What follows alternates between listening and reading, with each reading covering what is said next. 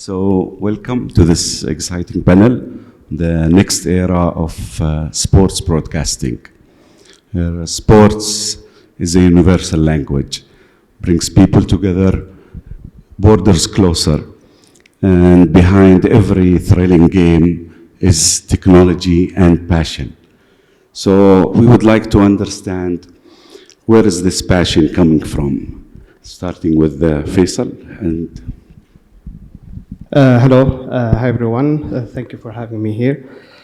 The passion we have, the audience, the football audience in Saudi Arabia are they have been watching the football leagues, the international football leagues for decades, and they know their games. So they've been watching the La Liga, the Premium League for years. So the standard for them is very high.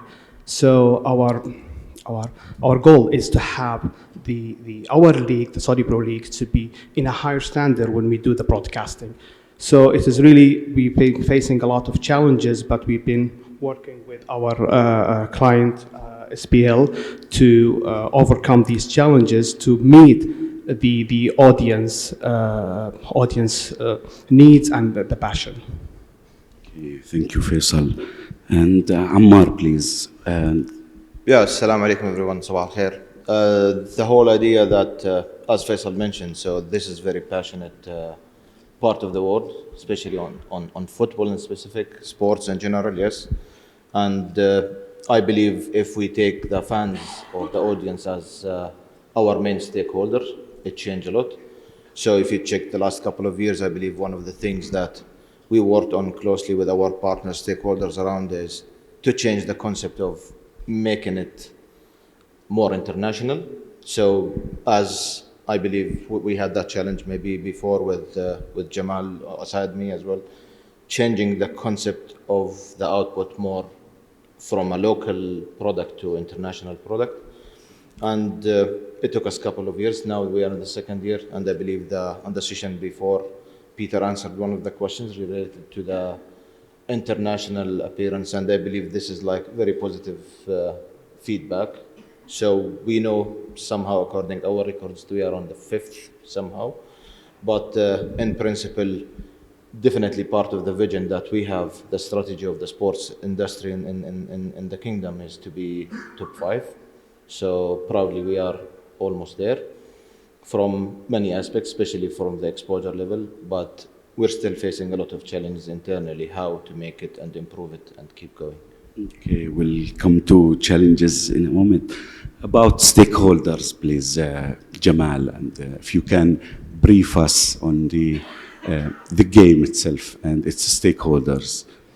As you know, stakeholders today for the football or in sports in general, it's not about the game itself. It's about you have TV right holders, you have sponsors, you have fans. So you need to be in line with each standard or requirements from each side. For example, the sponsors, they need the visibility to be in good way for the brand or for the logo. That's the TV right holders. They need a good standard or good quality of production to have a good content on air. The fans, as the guys mentioned, today our fans they are comparing your product with the other leagues.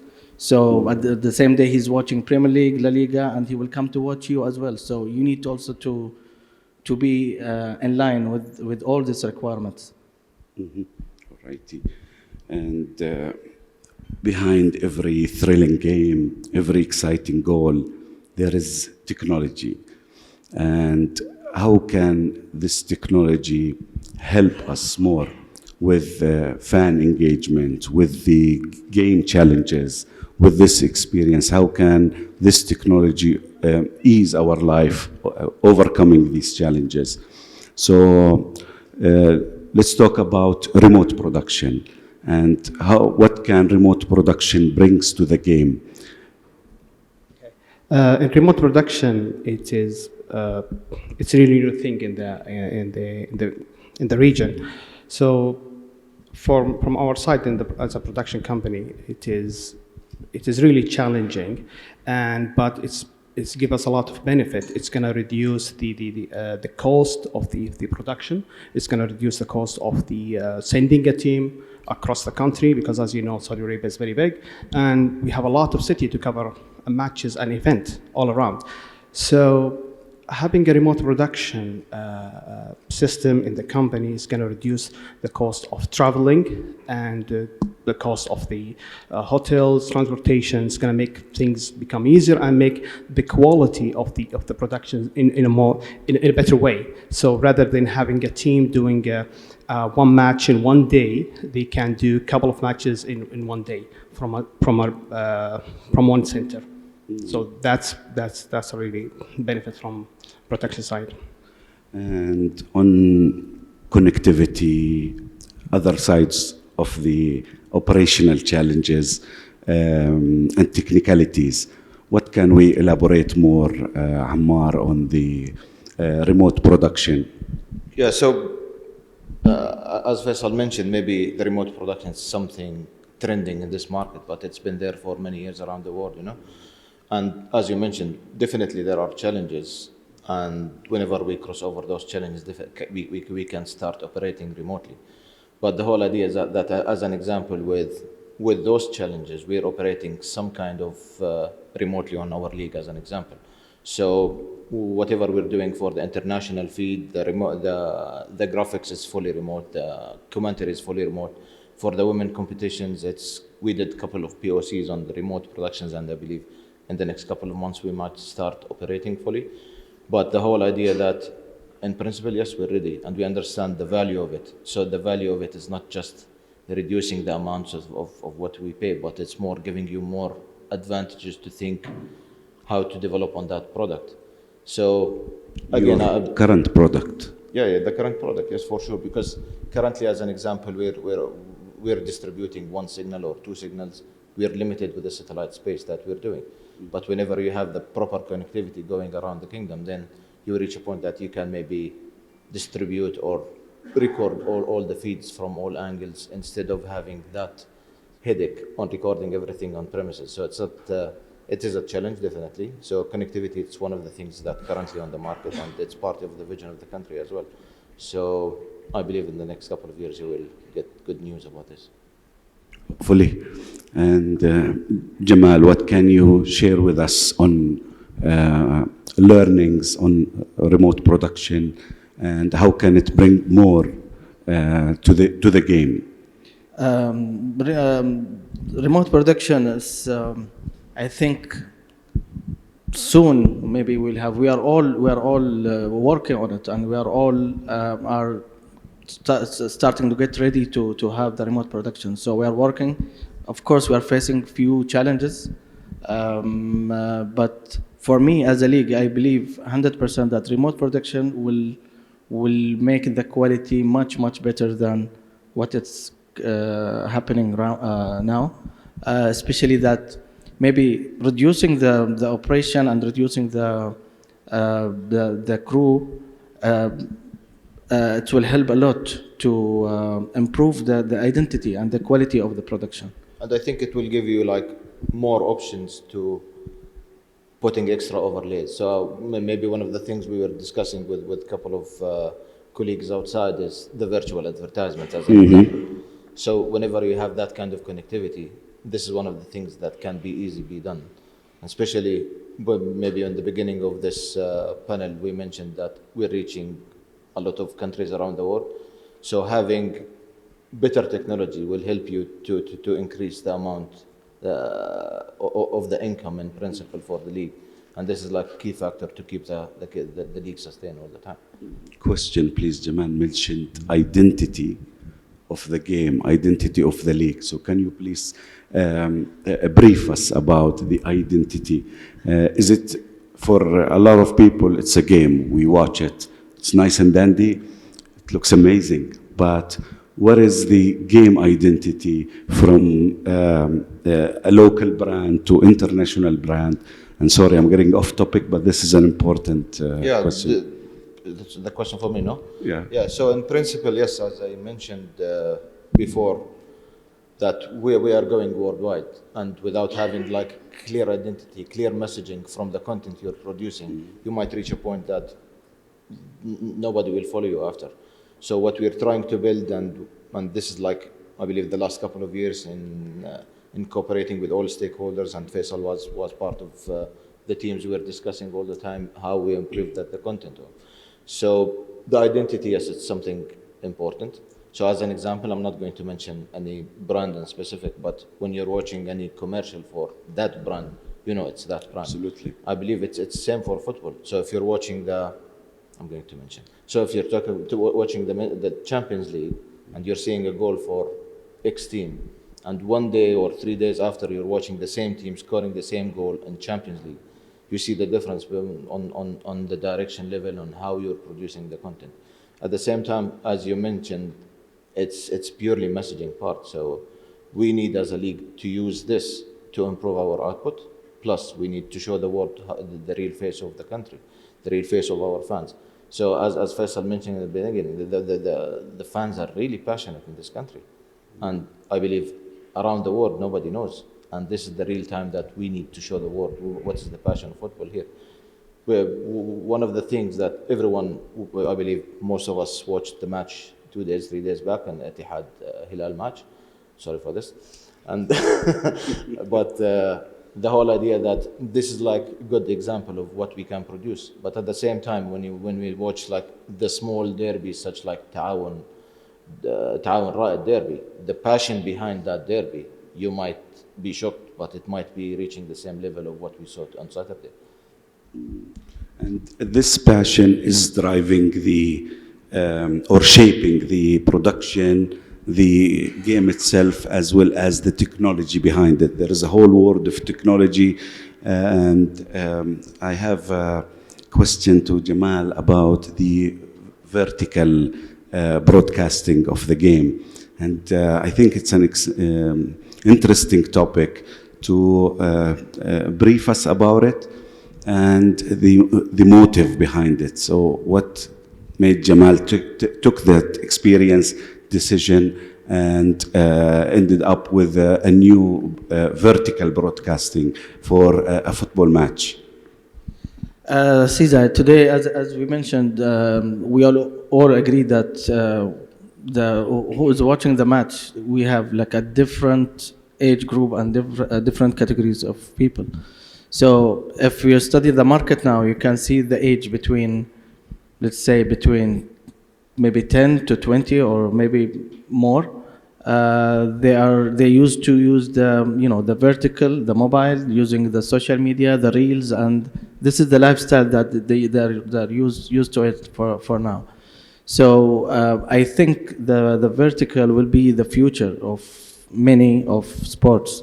So that's what I think me and Ammar, we have done this before, maybe 2017, 2018. We had like a demo. And finally, now with the AI and the new tools that we have that we are trying, we had this experience in our Super Cup this season. We have used one of the AI tools to convert the match to vertical, like to the vertical, and we broadcast it on a TikTok platform, so it's matching with the same shape. So for us, it was a very good experience, and we had a lot of good feedback. And I think this is the future and this is new category of Future. I think soon maybe we'll have the categories of the TV rights. It's like linear, digital. I think soon will be linear, digital, vertical. It will be part of. I don't know if Ammar agree with. But I believe so. In the end, as I mentioned in the beginning, the factors change the content itself, mainly the audience. So however the audience would like to consume the content, we want to reach a point to do it. So I believe the vertical is one of that decisions, I believe, been taken around the world. So since the TikTok came in as an example, we have something we call TikTok effect, so people or the younger generations can't consume more than number of seconds of content. So we need to reach a point that our content, which is the 90 minutes and around, should serve all those of forms. So as an example, on the league right now, we're having at least like 5-6 forms on each match. 5. So starting from the output related to the social media, which is one of the things that we're using. Again, we have many outlets using that content, social media, the influencers as an example, and even the channels, rights holders, sometimes the clubs. So everyone would like to have part of that. At the same time as the league, we need to make sure that we're giving each of those stakeholders what they need. Plus, when we back to the format, so we have 15 minutes for forms. As an example, what we call in the Middle East, we call it mini match. So the mini match is part what the broadcasters needs all the time as extra layer of content that they will use and consume all the time. Again, there are Parallel one. Parallel. Sorry to interrupt. Parallel one. Yeah. So at the same time, maybe we spoke about it before, and we did a couple of things related to the instant highlights. Because the instant highlights, sometimes like having a reaction from the fan, from the pitch, and it might give you like more attention than the full match. Yeah. Absolutely. Thank you, Ammar. And Faisal, talking about visualization of the game. And so what can we highlight about? Yeah, so the technologies that the match is, I will say that the match itself, it's like a story. So we always in the graphics, we're trying to tell a story about who's winning by numbers. So a lot of times that we've been trying to push the graphic overlay on the match to give the audience a more vision to the game itself, to see who's winning in numbers. For example, who's having the more passes, who've been having the ball more than the other team. So we did this in a Riyadh season cup last year, which was fully full of graphic and technology. We've been using a real-time tracking in the game itself. So we've been installing like a camera tracking to track all the player to give us a real-time data for each single player that's moving in the field. And in that time, we've been sending this real-time data to the graphic system, to the graphic engine. We've been having around 8 graphic systems at that match to produce a real-time graphic of the player movement, the speed, the distance they've been going in the field, and a lot of number of passes for each single player. And that was really challenging at that time to produce all that in real time and show it to the audience. We've been doing a lot of real-time AR also, AR graphic on the pitch. We've been using the Skycam. It was really immersive experience for the audience at that time. Yeah, if you allow me to jump in on this, so what's been shown to the fans, it will somehow do attention for some of the fans, not everyone. Because on my age, and I believe I'm old enough, I was watching the full 90 minutes plus before. So my age of people, they're still watching the 90 minutes and they would like to see it without any effects. While when you have like those extra, let's call it gadgets on top, then it might affect their way of consuming the product. At the same time, if this kind of AR, VR, or whatever we call it, is part of the feed, is that exactly what my audience in Indonesia wants? It might be no. So it's not like one output should serve everyone. You need to reach a point that you keep customizing according who's watching and how they're consuming your product. That's another layer of challenge. Yeah, it is a big The challenge, production. yeah, for sure. So taking all aspects, you have to be universal, as the game is universal. But you should put the flavor of the country. You should put the flavor of the traditions, because if you're watching Premier League, whoever watched Premier League knows exactly how it operates. Absolutely. If you're watching MLS as an example, you can see like some stuff which might be odd for us to understand. But whenever you're showing like a local league, while it should be on international level, you need to keep the local flavor. So as an example, if there is like a big challenge when you have big players, big names, such like Ronaldo as an example. So while you're showing Ronaldo, you should focus on the local talents, because if you reach a point just focusing on one player and after this player leave the country, then what's going to happen? You need to keep raising the talents around, not just on the local players level, even on the international players playing in the country. So it's not a product only to serve one division of the fans. Thank you. And allow us, please, to tackle a 360 experience, immersive experience, let's call it. To some audience, it's interesting, while, for example, for us, maybe it's something that we would like to go classic. And brief us, please, about the 360 experience, and again, the challenges, the overlays that will come with it, having multiple segments of this audience and multiple regions as well to reach. I believe we had an experience before, me and Jamal were involved in it. And it was the first worldwide full 90 minutes 360 experience, which was like multi-angles.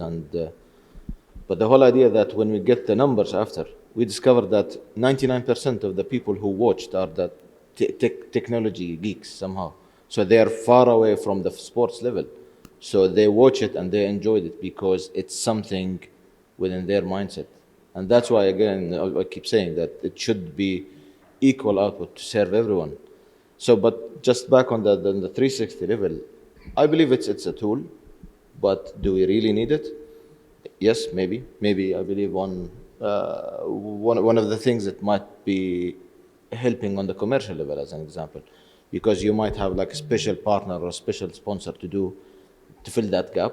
But again, as a league, is that something we think it's going to grow? Maybe. On our level, I believe we're exploring this. We did a couple of POCs last year, and it went very nice, way much better than what we tested like a couple of years back from the experience level. And I believe, why not to have it as an option for a specific audience if they need it. All righty. Now, exciting topic, AI. And what experience do we have on AI? Jamal, please allow me to start with you.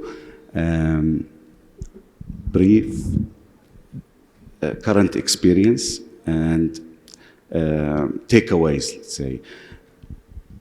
AI, it's like it's a stretched word to say AI. It's there everywhere. With the difference, it's like how we implement it in sports and in the match. So from my side, we can now the AI, as we say last time, we used it in the vertical, for example. It's an AI tool, and if you call a few of the what we are doing now with integrating the data for the graphics as stats, it's kind of AI tool as well. So AI is there, and I think we'll have a lot of technologies will be evolving to the support the production. Exactly. And what do you think, Faisal? What's shaping these technology drivers towards the current league need? Yeah, so with the AI, to be honest, is really important in the game, especially in the football matches, that we need things to be done faster. So one of our experience is using AI to do the AR on the field itself. So one of the challenges was the lighting. A lot of football stadiums have different lighting, and this affect the technology to do a keying for the stadium. So with the old technology it's either that it will work if the light is good, and it will not work if the lighting of that stadium is not that good. With AI, to be honest, it was really game changer for us. It was when we do just a keying and using the AI, it was done very smoothly and without any issues, and that's why we've been doing it a lot.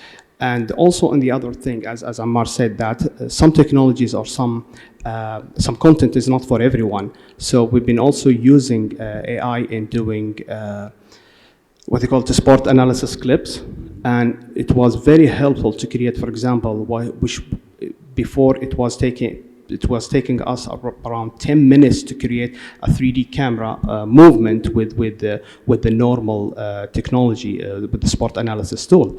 But using AI, it was cutting it to 2 minutes to do that with a 3D camera and producing this type of content for audience. So it was really game changer for us in a lot of aspects. Do you have this 10 minutes that is needed for this? Yeah, to be honest, yes. In football matches, yes. Especially that after the match finished, we have the studio analysis. Studio analysis, they have around, for example, some of them have 1 hour, so they have a lot of clips that they need to discuss with the sport analyst and to the audience. They want to show it. So it's if each clip. So sometimes they produce around 5 to 10 clips of. If each clip will take 10 minutes to produce, it's going to be a lot of time, and this is a way. So at the end, after the match is finished, then after studio analysis is finished, it's going to waste. Nobody will watch it, but they want to produce. So that's 10 minutes is very important. So we reduce that from 10 minutes to just a few minutes, 1 or 2 minutes to produce this kind of clip is very important, really, in the football match. What is your thoughts, Ammar, about AI? And I believe it's a smart tool, and I believe on the previous session, 2 sessions, I believe it was mentioned a couple of times. So I believe it's a tool, it's a smart tool, but we need to be smart how to use it, because in the end, it's a machine and it's without feelings. And what we are doing on sports broadcasting, as an asset, it's full of emotions, full of drama moments, that AI will never trigger, So currently we're using AI, yes. We're using it mostly on the clipping part, so automated clipping, doing like quick instant highlights. We're using that, but like as an example, if there is like 35 passes before the goal scored, the AI will never trigger that. It will trigger only like 3-4 passes before, because in the end it was learned that the goal is the last, let's say like 10 seconds before the goal, and that's it, 1 asset and goal. At the same time, it might show you like a feedback or a reaction of the player celebrating, but it will not show you which player is not happy for that scoring the goal. So it's still missing the human part, which I believe we need to be smart how to utilize it, because you might lose the passion of the moment itself just by relying on AI. can we teach the AI the sense of the game, the culture of the game, the feelings between teams? And But I'm not sure. Maybe. Not sure. Maybe on future, yes. Because now the Sorry, AI guys. Ammar, please speak up. I'm here right in front of you. No, sorry. Please speak up. You have some lovely points to make. I hear people can't hear you that clearly. Okay. Is it good now? Yes. Cool. Apologies for that. I can transcript it later for everyone. Yeah, so just back to the AI, I will answer the same question again. So I'm saying that we're utilizing now the AI on the clipping part, but again, it's missing the human part of the output, because as an example, what we're doing right now is doing clip for a goal or highlights for one of the teams or whatever we're doing on as output, but it's losing the passion of the game, because again, our output should be mixed with the drama moments that it's part of our life and part of the sports in general. so we still think that production on its classic sense still important for our games, for our show, for our leagues, as well as AI. Can we agree that AI is on the right path, and or we do have other hopes from AI to overcome operational challenges? For example, allow me please to tackle this with you, Faisal. As a production from a crew perspective, from operational perspective, And can you please brief us about the current setup? Sending an OB, just starting a game, and taking it onward. Yeah, using AI and that perspective is, I think it's still not there, yeah. Especially that one of the things that we are hoping to see later on, for example, in one of the aspects is utilizing the graphic tool itself or showing the graphic on screen using AI rather than rely on the human directly. So I think this is still not there yet. I think it will take time so we can make the AI detect, for example, if there is a goal scored and by who, and we can show the graphic directly without using the human interaction, and can show the names of the player. If a player take a yellow card, for example, we can show the who take the yellow card without human interaction. So this is something that we really hope we can see in the future. But I think, as Ammar mentioned, that the AI is still missing a few minutes until they can produce so whatever content. So still we are not. Yeah, just on the same point that even if you have a director who doesn't understand your language, doesn't understand your feelings, your traditions, the passion behind each match, you're still missing that. I'm not talking about I'm talking about the human factor as well. So if we're having like the best operators around the world, the best directors, without having like a proper guideline, a proper standard, or proper requirements on the league level, you're still missing those moments because they can't understand, and you can't blame them. As an example, if I'm bringing like a Brazilian director to produce a match for a derby in Al Qasim as an example, they will never understand it. They will understand the language of the football itself, but they will not understand the feelings and the passion behind. So it's not just the AI tool, it's even the human factor. So I believe this is one of the biggest, let's say, like steps we did through the last 2 years in the league, which is we have like a proper expectations, proper guideline. If I see a foul, what to show, what not to show. If I see like sign between the fans, shall I show it or no? So there are a lot of factors that changing the output, which is again not just the AI, even the human side need to be trained in a way to make sure that you're getting the maximum of the league itself. Some sort of a drama storyboard for each match, and a lot of things to think about, to tackle, to produce. So we can. I think that's a very important point about the game production is not something pure tactical or pure technical. It has a lot of emotions around it, absolutely. And does this change from a league to a league, or a match to a match, or a country to a country when producing the same content? If the question for me, I believe yes, definitely. So I had the privilege to do a couple of leagues around the world, and you can see the difference in even venue to a venue. Sometimes like fans to a fans, like same team, they might play in a competition, but the fans themselves, they don't act the same on another competition. And if they're playing against, as an example, why we keep saying the derby games or the clásicos, because it has like another spirit of the game.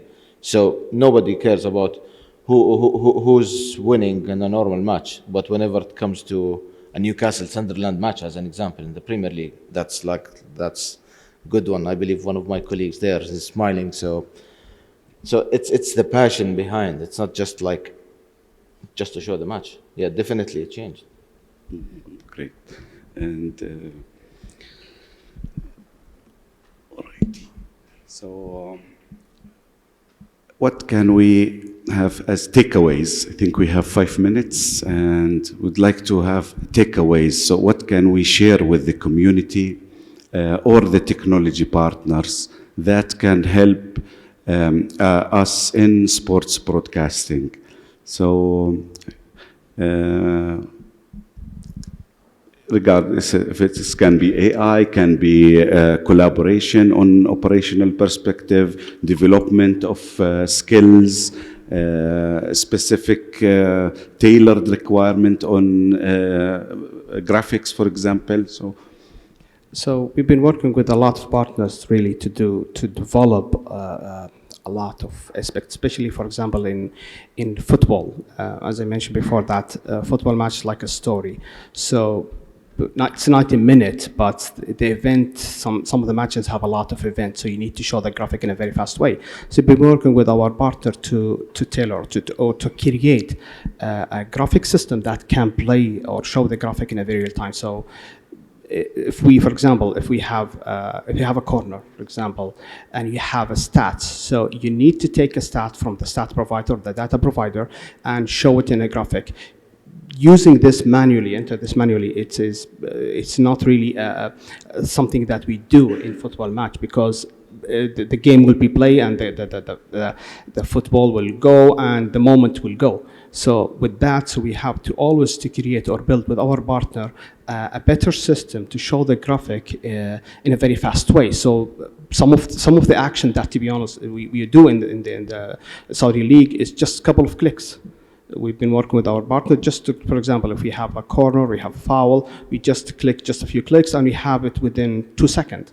And this is very important in football match, because even the director will give us a room of 5 seconds sometimes just to play the graphic or no, because the game is gone. Yeah. Yeah, the match action, definitely. The match action is very fast. It's a very fast game. And sometimes that we are missing a lot of things. For example, when you show even AR, sometimes we have a lot of graphic that we want to show for the audience, for example, a stat of a player. And sometimes we're missing that because the match is going and moving very fast. And that's why we need to create a system that show the graphic in a very fast way. Especially that if it's in OB-WAN or it's in the cloud, it's always have to be very fast in football match. This is one of the challenges that currently we're facing as well. So whenever you reach a point that you're showing the goal, but you might not have a chance to show what happened around the goal. So this is like a privilege we're giving for the rights holders currently. We're sharing with them all what we call the EVS dump. So whatever we have shots that we didn't utilize on air, they have the privilege to use it. And I believe most of the, let's say, like the trends going over the social media coming from those moments that we couldn't have enough time to show during the match, but it is like extra angles that we're providing the fans. But if you allow me to add, but maybe now it helps a little bit if you see the current graphics in most of the leagues, most of the data now on the top with the score, most of the data. So it now helps more to play it during the match, because if we go back then, most of the graphics were in the middle, which is always challenging with the directors that he cannot show it because he can't cover the matches on play. So now the trendy or the best way that most of the data that it comes with the score on the top, so it's not interrupt the match itself. Yeah, so I will back to the same question you said, what do you think of future? I believe we will reach a point that each individual sports fan will have or will get the privilege to see or customize the experience he wants. This is what I say. Own experience. Yes, I believe so. I believe this is how it should be. Because in the end, if I'm paying for a service, as an example, telco service, I'm expecting something. Same when I pay to see my match or my team, my players, I need to reach a point that to customize my experience as I want it. So we produce our own experience watching the game as audience, right? I believe this is the future. I believe so. Personal opinion. I think the audience will have different experiences, as Ammar mentioned, in the future. Just for example, just a couple of years ago, I think 5 or maybe more than 5 years ago, we did an experience to give the audience a different experience to watching the game. So they can watch the game on a mobile app, so they can watch the normal program feed, and they have the ability to see the match from different angle. It was great. It was great experience. Second screen. Yeah, like a second screen. Yeah, like a second screen. But to be honest, maybe it was ahead of time. Maybe people will like it later on. But at that time, when we created and we do BOC, and it was great and fantastic at that time, but it wasn't feasible. not a lot of people maybe pay for that kind of experience. And But there should be education level, I believe, before, exactly, yeah. for the rights holders, for the also audience. Audience as well. the audience, yes, exactly, yeah. So it's not going to be something easy to people to adapt or to like, or as you mentioned, pay for it as an extra service. Alrighty, time is up. Thank you very much, Faisal, Ammar, Jamal, for your time, for the great experience sharing and knowledge sharing. And please give it up for the guys.